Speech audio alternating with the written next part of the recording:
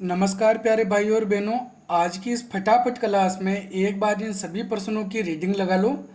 वैसे मैंने पिछले वीडियोज में बताया कि आपकी आरसीईटी परीक्षा में 35% आएंगे और माइनस मार्किंग नहीं होगी, तो किसी भी पर्सन को बिना हल किए खाली छोड़कर आने की गलती बिल्कुल मत करना। आज 18 अगस्त को होने वाली आरसीईटी परीक्षा की तैयारी के लिए पार्ट 10 का हमारा ये वीडियो है। अगर आपको ओमार सीट भरने की चिंता है तो निश्चिंत हो जाइए। इस वीडियो के अंत में आपको ओमार सीट कैसे भरते हैं या कैसी ओमार सीट आपकी परीक्षा में आएगी उस वीडियो का लिंक मिल जाएगा। और अगर आपको ओमार सीट में कोई कन्फ्यूजन लगता है तो आपके एग्जामिनर जो हैं उनसे भी आप वहाँ पूछ सकते हैं एग्जाम में। तो अब शुरू करते हैं आज का वीडियो। हमारा प्रश्न नंबर 1 है, निम्न में से कौन सा एक ऑपरेटिंग सिस्टम का वैध उदाहरण नहीं है? Windows XP, Windows 10, MS dose या फिर गूगल क्रोम। तो सही उत्तर है इसमें डी, गूगल क्रोम। ये एक ब्राउज़र होता है। एमएस डोज जो है ये भी एक ऑपरेटिंग सिस्टम का प्रकार है। एमएस डोज की फुल फॉर्म होती है माइक्रोसॉफ्ट डिस्क ऑपरेटिंग सिस्टम। ठीक है। अगला प्रश्न नंबर 2 है, सॉरी यहाँ पे हमने दोबारा लिख दिया। मॉनिटर की वीजीए केबल में कितने पिन होते हैं? 3, 5, 12 या फिर 15। तो यहाँ पे ये जो वीजे केबल दिखाई दे रही है इसके अंदर 5-5 के पंक्ति के अंदर टोटल 15 जो है वो पिन होती हैं। तो डी इसमें सही आंसर है। अगला हमारा प्रश्न नंबर 3 है, एमएस एक्सेल 2010 में किसी फंक्शन का परिणाम अगर हैज आता है तो ये क्या दर्शाता है? फंक्शन गलत है, सेल असुरक्षित है, सेल में मौजूद सामग्री को छुपाया गया है या फिर सेल की सामग्री बड़ी होने के कारण प्रदर्शित नहीं किया जा सकता है। तो इसमें सही उत्तर है डी। अगर हम कोई फॉर्मूला फंक्शन लगाते हैं और उसके अंदर परिणाम हमको हैज मिलता है तो इसका मतलब है कि हमारा जो सेल है उसकी साइज छोटी है और उसके अंदर जो परिणाम है उसको प्रदर्शित नहीं किया जा सकता है। अगला हमारा प्रश्न नंबर 4 है, निम्न में से एमएस वर्ड 2010 की टाइटल बार के बाईं तरफ कौन सी पट्टी होती है? Menu bar, standard tool bar, quick access tool bar या फिर स्टेटस बार। तो सही उत्तर है इसमें C, quick access tool bar. Title bar के साथ में ही हमको बाईं तरफ एक और पट्टी मिल जाती है जिसको क्विक एक्सेस टूल बार कहा जाता है, जिसके अंदर new, open, save, undo, redo इस प्रकार के जो टूल्स हैं वो हमको मिलते हैं। अगला प्रश्न नंबर 5 है, निम्न में से डीएनएस की फुल फॉर्म क्या है? Domain name system, domain number system, domain number server या फिर डिजिटल नंबर सिस्टम। तो सही उत्तर है इसमें ए, डोमेन नेम सिस्टम। .com, ये जो है इस प्रकार के डोमेन नेम होते हैं। अगला प्रश्न नंबर 6 है, राजस्थान सरकार द्वारा जारी कौन सा क्लाउड बेस्ड स्टोरेज का एक उदाहरण है? राज ई वोल्ट, राज ई ज्ञान, राज ई साइन या फिर राज मेल। तो सही उत्तर है इसमें ए, राज ई वोल्ट। इसके अलावा अगर बात क्लाउड स्टोरेज की आती है तो क्लाउड स्टोरेज ऐसा स्टोरेज होता है जो ऑनलाइन होता है, जिसमें Google drive, Microsoft one drive और ड्रॉप बॉक्स भी होते हैं। अगला हमारा प्रश्न नंबर 7 है, नया पैन कार्ड बनाने या संशोधन करने के लिए किस पोर्टल का प्रयोग किया जाता है? NVSP portal, NSDL portal, IRCTC portal या फिर संपर्क पोर्टल। तो नया पैन कार्ड बनाने या पैन कार्ड में कुछ बदलाव करना है तो उसके लिए एनएसडीएल पोर्टल को काम में लिया जाता है। इसके अलावा नया पैन कार्ड बनाने के लिए फॉर्म 49A भरा जाता है, ये भी आपको ध्यान में रखना है। अगला प्रश्न नंबर 8 है, जीपीएस का पूरा नाम क्या है? Graphical public service, geographical processing system, global positioning system या फिर जनरल प्रोसेसिंग सिस्टम।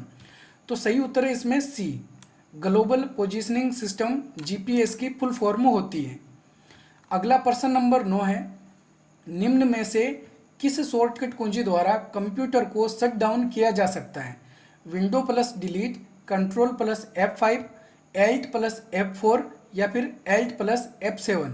तो सही उत्तर है इसमें सी, एल्ट प्लस F4 कुंजी के द्वारा कंप्यूटर को शट डाउन कर सकते हैं या खुले हुए प्रोग्राम को बंद भी किया जा सकता है। अगला प्रश्न नंबर 10 है, डॉक्यूमेंट में नया पैराग्राफ लेने के लिए किस कुंजी का प्रयोग किया जाता है? टैब की, एंटर की, स्पेस की या फिर पॉज ब्रेक की। तो सही उत्तर है इसमें बी, एंटर की। एंटर कुंजी के द्वारा नया पैराग्राफ ले सकते हैं। और टैब कुंजी के द्वारा कुछ निश्चित स्पेस कर्सर को आगे बढ़ाया जा सकता है। यह निश्चित स्पेस लगभग 4 स्पेस जितना होता है और स्पेस कुंजी के द्वारा दो शब्दों के बीच खाली जगह छोड़ी जा सकती है। अगला प्रश्न नंबर 11 है, निम्न में से कौन सा एक आउटपुट डिवाइस का उदाहरण है? स्कैनर, प्लॉटर, मैग्नेटिक टेप या फिर OCR? तो सही उत्तर है इसमें बी, प्लॉटर। प्लॉटर एक प्रिंटर का बड़ा रूप होता है जिसके द्वारा बड़े नक्शे या बैनर प्रिंट किए जाते हैं। स्कैनर एक इनपुट डिवाइस है और मैग्नेटिक टेप जो है वो एक स्टोरेज डिवाइस का उदाहरण है। और OCR भी इनपुट होता है। OCR की फुल फॉर्म होती है ऑप्टिकल कैरेक्टर रिकॉग्निशन। अगला प्रश्न नंबर 12 है, निम्न में से किसका प्रयोग एक वेब पेज देखने के लिए किया जाता है? Web browser, word processor, adobe reader या फिर स्प्रेडशीट सॉफ्टवेयर? तो सही उत्तर है इसमें ए, वेब ब्राउज़र।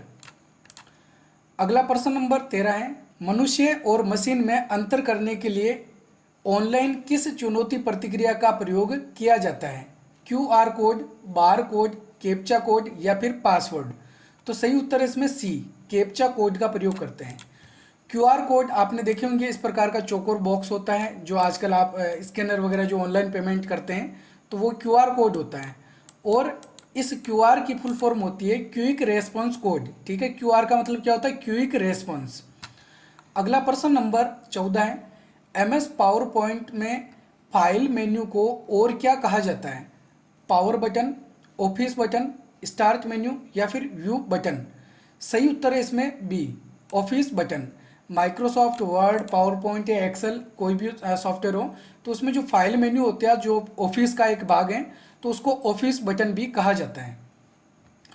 फाइल मेन्यू को जब हम ओपन करते हैं या ऑफिस मेन्यू को जब हम ओपन करते हैं तो जो व्यू हमको दिखाई देता है उसको बैक स्टेज व्यू कहा जाता है। अगला प्रश्न नंबर 15 है, दस्तावेज में मौजूद सभी सामग्री को एक साथ सेलेक्ट करने के लिए किस शॉर्टकट का प्रयोग किया जाता है? Ctrl+S, Ctrl+F1, Ctrl+A या फिर Ctrl+C? तो सही उत्तर है इसमें सी, Ctrl+A शॉर्टकट कुंजी के द्वारा सेलेक्ट ऑल कर सकते हैं। अगला प्रश्न नंबर 16 है, डेस्कटॉप पर दिखाई देने वाली सबसे नीचे वाली पट्टी को क्या कहा जाता है? Title bar, task bar, menu bar या फिर स्टेटस बार?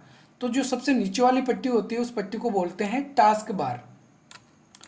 अगला प्रश्न नंबर 17, MS पावरपॉइंट 2010 में किस एनिमेशन इफेक्ट द्वारा ऑब्जेक्ट के आकार को बढ़ाया घटाया, उसका कलर बदलना या उसे उसके केंद्र पर घुमाकर ध्यान आकर्षित किया जा सकता है?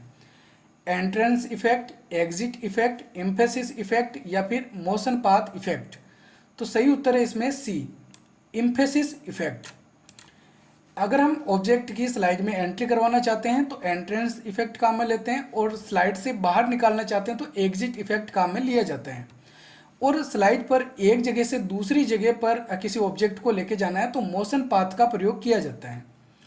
अगला प्रश्न नंबर 18 है, निम्न में से कौन सा एक प्राइमरी मेमोरी का उदाहरण है? Hard disk drive, solid state drive, USB drive या फिर रैम? तो सही उत्तर है इसमें डी, रैम। रैम की फुल फॉर्म होती है रैंडम एक्सेस मेमोरी और USB की फुल फॉर्म होती है यूनिवर्सल सीरियल बस। अगला प्रश्न नंबर 19, MS एक्सेल 2010 में, यहाँ पे जीरो लगाना भूल गए, 2010 के सेल में कौन सी सामग्री रखी जा सकती है? नंबर, फॉर्मूला और फंक्शन, टेक्स्ट या फिर ऑल ऑफ द अबव? तो सही उत्तर है इसमें D, all of the above. Number, formula, function या फिर टेक्स्ट ये सभी अपन सेल के अंदर टाइप कर सकते हैं। अगला प्रश्न नंबर 20 है, UPI में पुश टेक्नोलॉजी का प्रयोग कब किया जाता है? पैसा भेजने के लिए, पैसे प्राप्त करने के लिए, मोबाइल नंबर बदलने के लिए या फिर बैलेंस चेक करने के लिए? तो पुश टेक्नोलॉजी का प्रयोग पैसे भेजने के लिए किया जाता है। तो ठीक है भाइयों बहनों, ये थे आज के हमारे 20 महत्वपूर्ण प्रश्न उत्तर। उम्मीद है आपने हमारे सभी महत्वपूर्ण प्रश्न उत्तरों को अच्छे से समझ लिया होगा। और इस वीडियो के लास्ट में ये जो आपको लिंक मिल रहा है इस पर क्लिक करके आप OMR शीट कैसे भरते हैं उसको एक बार वीडियो को देख सकते हैं। और साथ ही प्रैक्टिस करने के लिए PDF फाइल भी आपको इस वीडियो के डिस्क्रिप्शन में मिल जाएगी, तो उसे भी आप चाहें तो एक बार डाउनलोड करके देख सकते हैं। अगर आपको RSCET परीक्षा से संबंधित किसी भी प्रकार का कोई कन्फ्यूजन है तो आप कमेंट करके ज़रूर बताएं। तो ठीक है, आज की जो RSAT की परीक्षा है वो आप अच्छे से दीजिए। Best of luck. और कल जो रक्षाबंधन है उसकी आपको ढेर सारी शुभकामनाएं। धन्यवाद। जय हिंद, जय भारत।